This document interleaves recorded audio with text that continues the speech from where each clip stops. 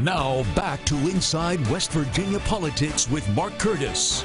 All right, we're back on Inside West Virginia Politics. Dr. Paul Ziemkiewicz for the University or West Virginia University. He's in the Water Institute there. We're talking about rare earth elements. What's the economic or the environmental benefit of extracting this stuff from the sludge that's in abandoned and closed mines?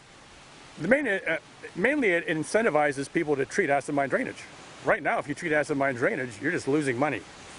You may keep yourself from going out of compliance with the law, but you're not recovering any revenue in the process. If we can recover revenue while treating acid mine drainage, people will be incentivized not only to recover rare earths from their own discharges, but maybe find some other discharges that are abandoned, that have no owners, no one treating them, and start treating those. You were telling me earlier as we were touring the property, and we're at an old Omega site here in Monongalia County, that the water would come down and then, you know, flow down the hill and so forth, and eventually it would go into creeks in the area, and it would go in with contaminants and pollutants in it, correct? That's correct. And this is a way to mitigate that and to stop that from happening in clean waters and streams around the state of West Virginia. And acid mine drainage knocks out more miles of otherwise healthy streams than any other pollutant in the state, all the other ones combined. Yeah. Approximately how many of these facilities do we have around West Virginia, and do we need more, and not just West Virginia, Appalachia, in terms of trying to get the rare earth elements, but also clean the environment too? Well, right now we don't have any that are dedicated to treating the recovering rare earth elements. We're working on that, but we have hundreds, if not thousands, of treatment sites, acid mine drainage treatment sites in the state. You testified before Congress. Obviously, at a national level, our members of Congress are very interested in this. Talk about that.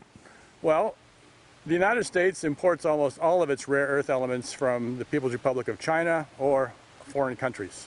And given the fact that these have very high defense industry applications, they're necessary for our fighters, our turbine blades, high-performance magnets, and our economy in general. And just in the sense of keeping those a domestic supply or nurturing a domestic supply of these rare earth elements is critical. For example, the Japanese fought World War II to a large extent. They invaded the Dutch East Indies to get oil because they didn't have a supply of oil. We cut off their supply of oil, and we also cut off their supply of scrap iron. That had a lot to do with starting World War II. We don't want to be in that position again. Well, speaking of cutting off supplies, the Chinese have threatened in the ongoing trade tensions between the U.S. and China of stopping all exports of rare earth elements to the United States. Is that another alarm bell sounding that we have to find our own elements in this country, our own domestic sources? Yeah, absolutely. And the Department of Energy recognizes that, and that's why they've been funding these programs to develop domestic supplies of rare earth elements with a lot of our congressional delegation's support for the last 3 years now. And we're just getting to the point where we've identified them and started to work out the economics of recovering them. Yeah. I got to hold up my cell phone here. I mean, there are rare earth elements in here. I mean, how many are in here and how critical are they to the... We're so dependent on the phones now, and the computers and everything else, yet we don't know what's really in there, and this is a good illustration of it. It is, actually, and Apple wanted to make the iPhone 10 in the United States originally, but they went to the Chinese suppliers of rare earths and said, well, can you guarantee us a supply for our new iPhone? And they said, no, not really.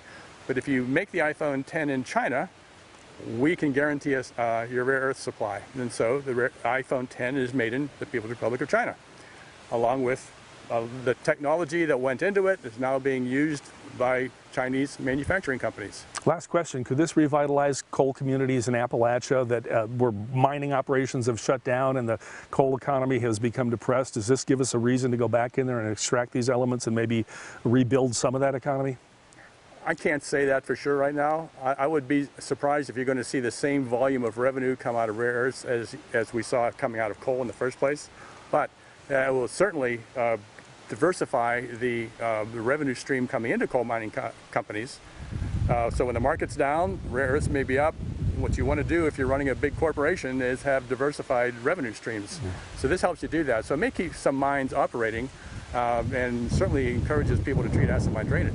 Yeah. This is a fascinating discussion. Again, we want to thank Dr. Paul Ziemkiewicz from West Virginia University spearheading this operation and research. It's fascinating. We know going forth into the future this is going to be a big deal. We'll keep our eye on the story.